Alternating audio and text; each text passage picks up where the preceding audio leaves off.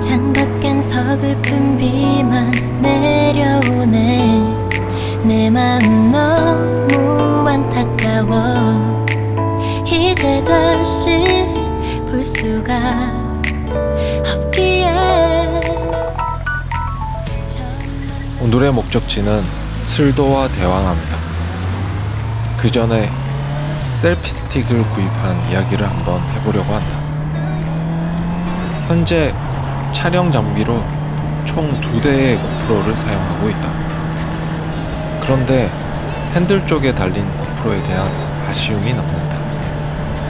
아무래도 거리가 가깝다 보니까 너무 타이트하게 잡히고, 얼굴 쪽까지 나오려면 각도를 약간 하늘 쪽으로 올려야 하는데, 그러면 역광에서는 화면이 시커멓게 나온다. 그래서 다들 앞쪽에는 인스타 360을 사용하는구나 싶었다.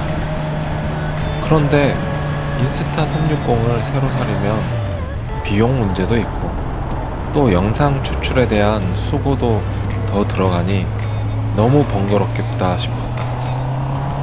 그래서 생각한 방법이 인스타 셀피 스틱을 사서 연장봉을 설치해보자는 생각이 들었다. 근데 출발한 지 얼마 되지도 않아서 연장봉이 돌아간다. 아무래도 무게와 길이가 있으니 중력의 영향을 더 많이 받나 보다. 이게 자꾸 신경이 쓰여서 계속 이렇게 달고 다녀도 되는지 모르겠다. 또 하나의 단점은 저게 날 찌르지 않을까 하는 불안감이 들었다. 만일의 사태라는 건 늘 존재하는 거니까. 그리고 바이크가 흔들릴 때마다 심하게 요동치는 공 때문에 영상이 제대로 나올까 하는 의문이 들었다. 어쨌거나 집에 가서 영상을 확인해보고 별로다 싶으면 과감하게 포기. 내 돈 39,000원이었나? 이게 바로 잡아도 또 돌아가고, 바로 잡아도 또 돌아가고, 여기에 신경 쓰다 사고가 날 수 있으니 일단 목적지에 도착할 때까지 마음을 쓰지 않기로 했다. 나는 운전에 집중한다. 운전에 집중한다. 라이딩 정보 공유 카톡방에서 수시로 슬도에 간다는 사람들이 있다. 아니, 많다. 아무래도 동구에 젊은 사람들이 많이 살고, 또 바이크를 타는 사람도 많아서 접근성이 좋나 보다. 또한 낚시 명소로도 유명하다. 그런데 동구는 자동차와 조선공단이 있어 출퇴근 시간에 차가 엄청 막힌다. 공단 지역의 출퇴근 시간은 보통 회사들과는 또 다르다. 교대 근무를 하기 때문이다.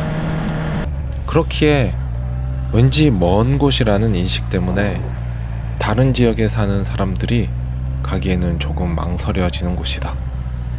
이번에는 그래도 바로 옆에 있는 대왕암이랑 묶어서 가봐야겠다는 생각을 했다.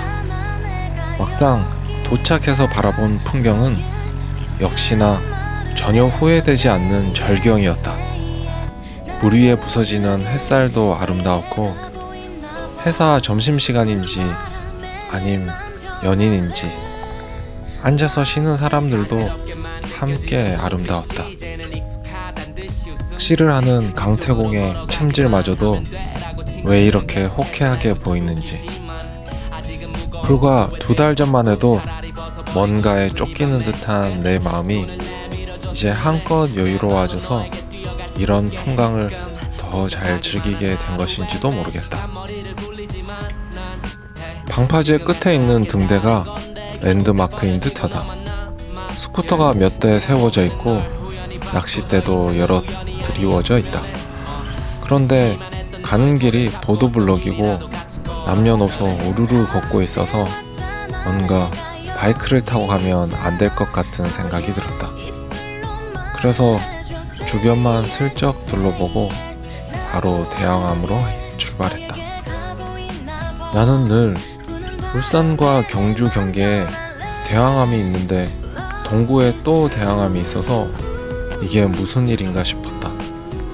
그런데 경주에 있는 게 신라의 문무대왕의 무덤이라 일컬어지는 게 맞고, 울산에 있는 것은 아마 문무대왕의 부인, 즉 왕비의 무덤으로 추측된다고 한다.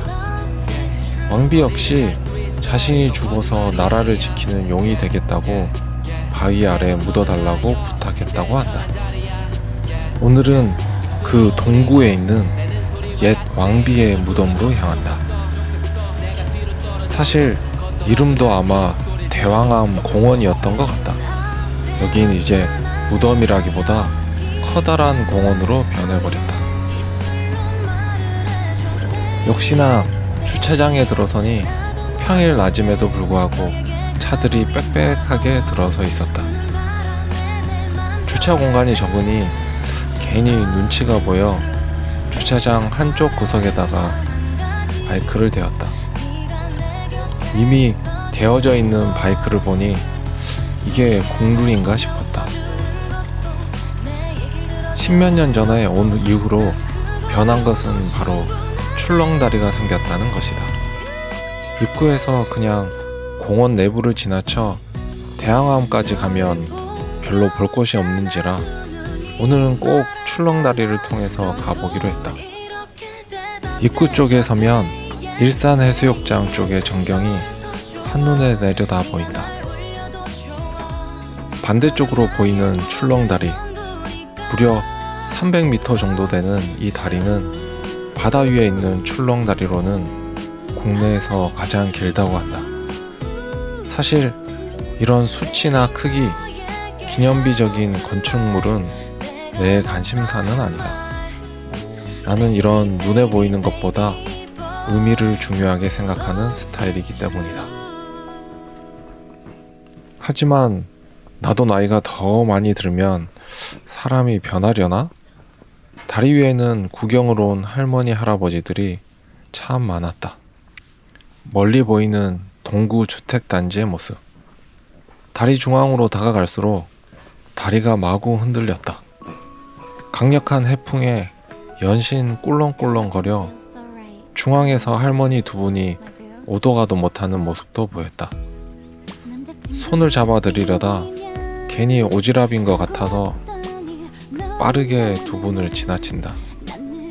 이 다리에는 안전요원인지 관리자인지 하는 분이 있기 때문이다.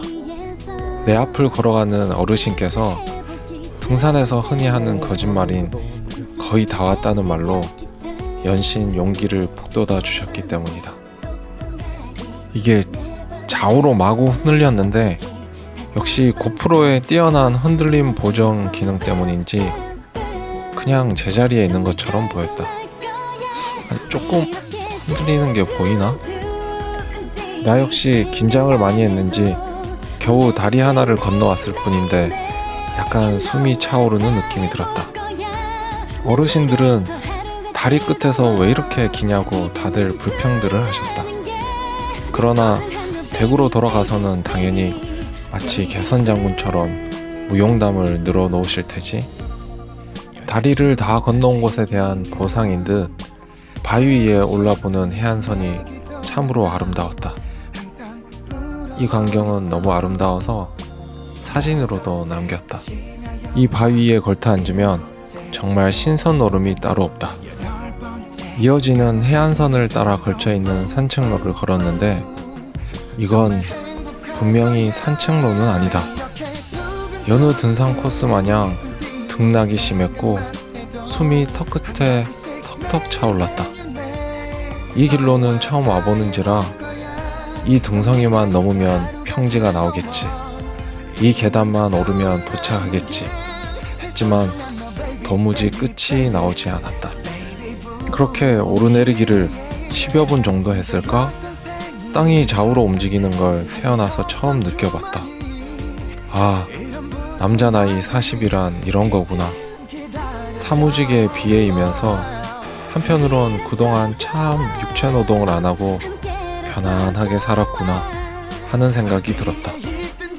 물론 바이크 전용 가드가 들어간 청바지에 바이크 슈즈에 고프로 관련 짐들을 가져가서 더 힘들었겠지만 이제 더 이상 풍광이 눈에 안 들어오고 어서 도착지가 나왔으면 하는 바람밖에 없었다. 기암 개석들이 즐비한 곳, 해송도 참 멋진 곳이었지만 난 이제 확실히 지쳤다. 땅이 돌길래 하늘도 도나 해서 자꾸 하늘을 쳐다보았다.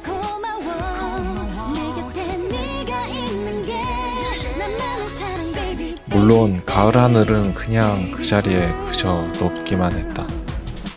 또다시 계단을 올라가자 다른 방향에서 오신 분들이 제법 나타났다. 역시 난 뭔가 잘못된 방향으로 온 거야. 그리고는 고양이 한 마리를 발견했는데 부부가 함께 오신 일행 중에 아주머니 한 분이 아주 재밌는 말씀을 하셨다. 너는 왜 이런데 혼자 있니? 아, 바람 피다가 부인한테 걸려서 쫓겨났니? 라는 말씀을 하시는데 내심 속으로 웃음이 한껏 솟았다.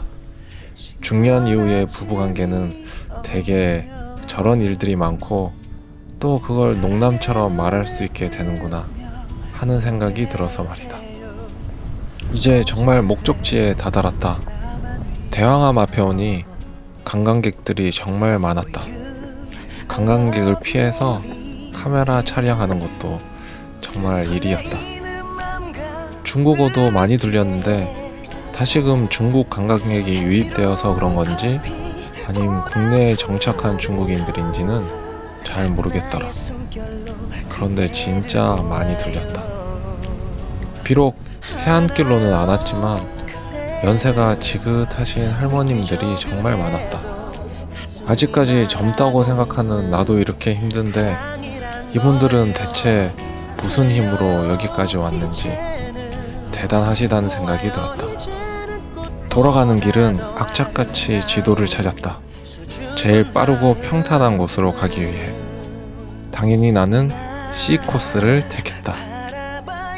입장할 땐 그냥 지나쳤었는데 나올 때 보니 입구에 있는 용의 모형에 백신의 흔적이 있었다. 코로나는 1500여 년 전부터 이 땅을 지켜오던 용에게도 그냥 지나칠 수 있을 만한 것은 아니었나 보다. 막상 울산에 사는 나는 10년에 한 번 올까 말까한 이곳이 타지에 사는 사람들에게는 굉장히 의미 있는 여행으로 자리 잡을 것을 생각하니 뭔가 색다른 기분이 들었다. 돌아가는 길에 또 특이했던 점, 바로 동구에는 바이크가 굉장히 많이 보였다. 아마도 공단에 출퇴근하는 분들이 바이크를 많이 이용해서 그런가 보다.